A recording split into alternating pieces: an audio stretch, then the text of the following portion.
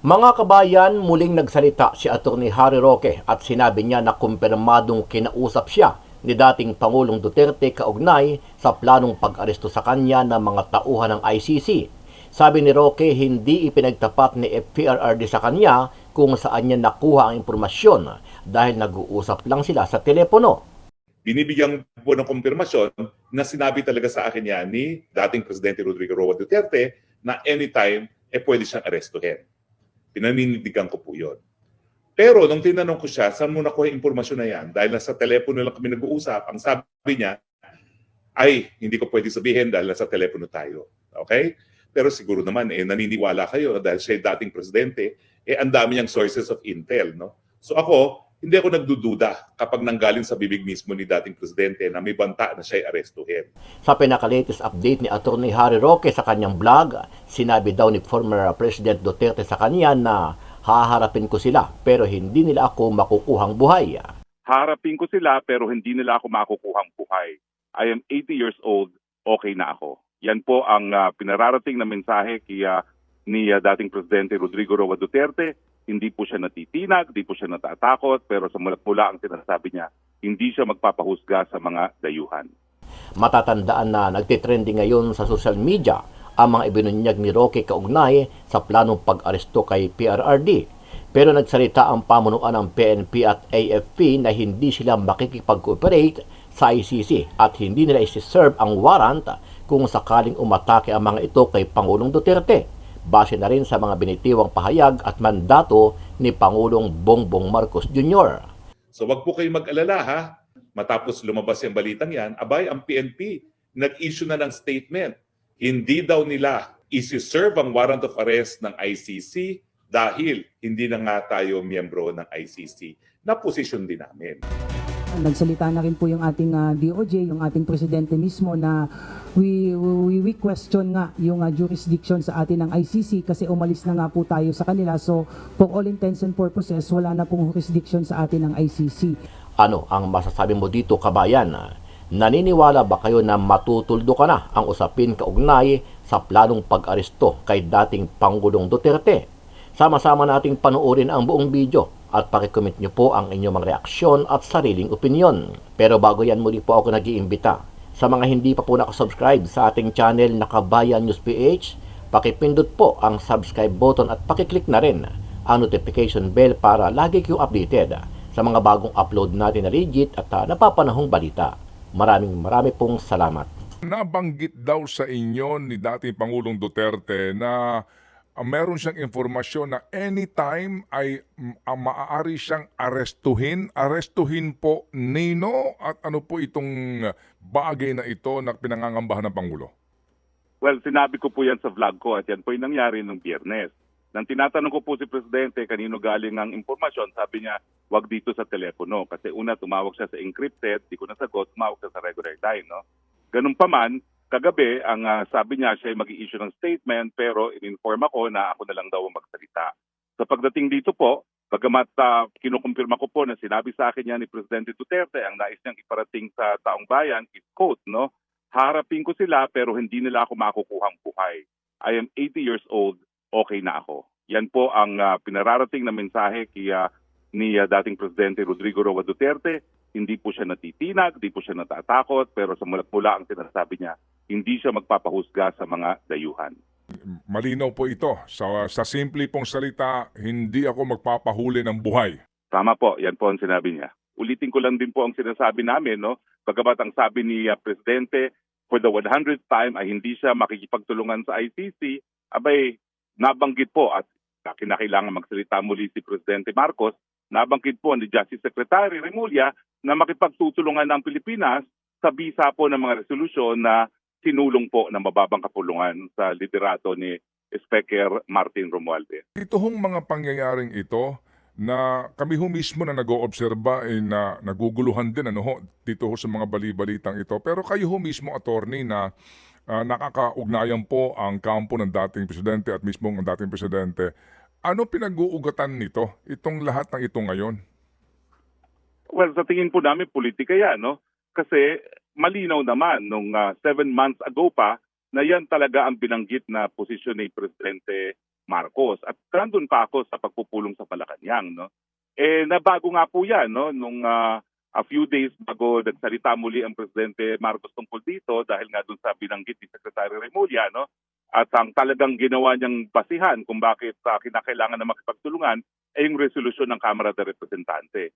Alam mo, yung resolusyon ng Kamara de Representante, kapag wala pong concurrent resolution ng Senado, wala pong visa yan. Pero at the same time, di naman ma-ignore ng executive branch of government because that is the collegial sense of a House of Congress, no? Kaya yung nangyari sa amin sa SMNI, bagamat wala namang visa yung resolution nila dahil wala namang concurrent resolution sa Senado, sinunod pa rin ng NTC at ginawang basihan ng NTC para nga po temporarily isuspinde ang prangkisa. At ngayon po indefinitely suspended. Sige po, Attorney. Binibigyan po ng kumpirmasyon na sinabi talaga sa akin yan ni dating Presidente Rodrigo Roa Duterte na anytime pwede siyang arestuhin. Pinaninindigan ko po yun. Pero nung tinanong ko siya, saan mo nakuha yung impormasyon na yan? Dahil nasa telepono lang kami nag-uusap, ang sabi niya, ay, hindi ko pwede sabihin dahil nasa telepono tayo. Okay? Pero siguro naman, naniniwala kayo dahil siya yung dating presidente, ang dami niyang sources of intel. No? So ako, hindi ako nagdududa kapag nanggaling sa bibig mismo ni dating presidente na may banta na siya'y arestuhin. Baka isipin daw ng taong bayan, ito ay sa pananaw ni PRRD, na takot siya doon sa warrant of arrest. Hindi po. Ang sabi niya, kung ang warrant of arrest ay galing sa International Criminal Court, haharapin ko sila, pero hindi ako magpapahuli ng buhay. 80 years old na ako, okay na ako. So wag po kayong mag-alala ha. Matapos lumabas yung balitang yan, abay, ang PNP nag-issue na ng statement. Hindi daw nila isi-serve ang warrant of arrest ng ICC dahil hindi na nga tayo miyembro ng ICC na posisyon din namin. Lilinawin ko rin po, nung aking siniwalat na posibleng pag-dismantle sa Task Force Davao, yung impormasyon na yan, hindi po galing kay PRRD. At hindi ko po sinabi na utos yan ni PBBM. Yan po yung impormasyon na nakuha ko sa isang very well-placed na informant na taga-Armed Forces of the Philippines din. Okay? So, nag-issue po ng video ang Chief of Staff, si General Browner, at saka yung tagapagsalita ng Armed Forces of the Philippines na wala raw katotohanan yan. Nagagalak naman po ako na walang katotohanan yan. Kasi nga, kaya ko siniwalat yan, walang dahilan para ma-dismantle ang Task Force Davao. Unang-una, hindi po yan private army ng mga Dutertes. Ang Task Force Davao po ay isa sa pinaka-epektibong paraan para makontra ang mga terorista at iba pang security threat, hindi lang sa Davao, kundi sa buong Mindanao. So kung i-abolish yan dahil nga sa politika, dahil ang tingin nila, private army yan ni Presidente Duterte, ang magsasuffer po, ang magdurusa, ang mga taga Mindanao. Makokompromise po yung kapayapaan sa Mindanao. Mantakin niyo po ha, napakatahimik ng Davao. And yet, katabi niyan, ang BARM, ang Maguindanao.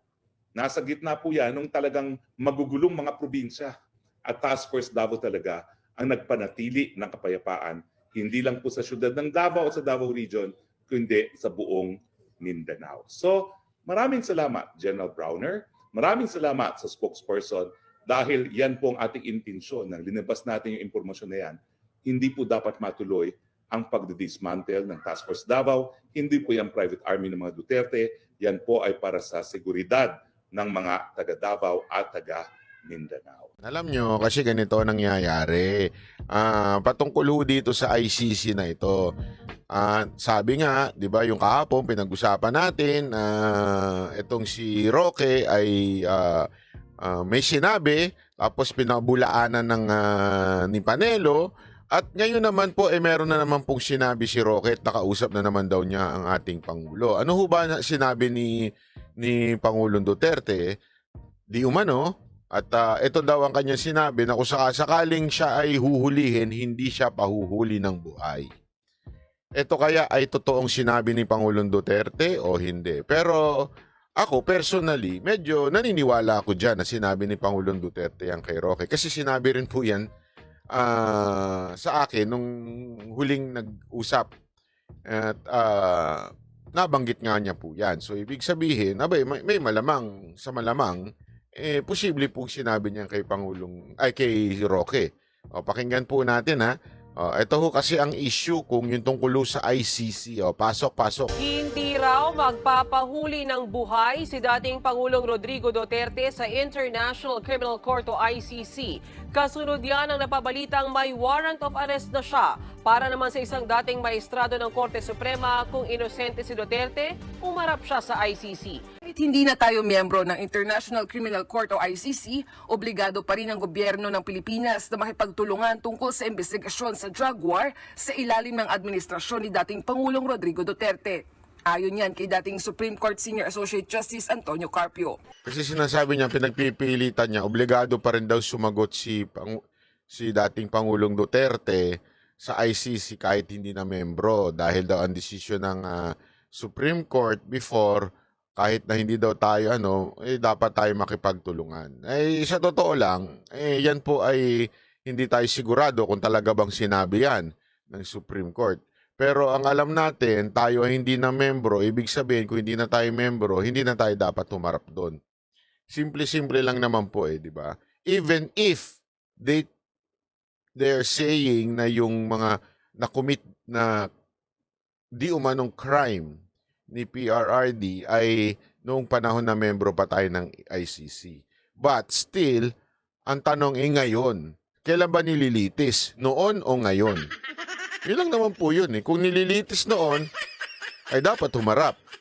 Kasi membro pa tayo noon. Pero kung nililitis na ngayon, ay hindi dapat humarap. Ganun lang naman kasimple yun. Bakit? Hindi na tayo membro Di ba?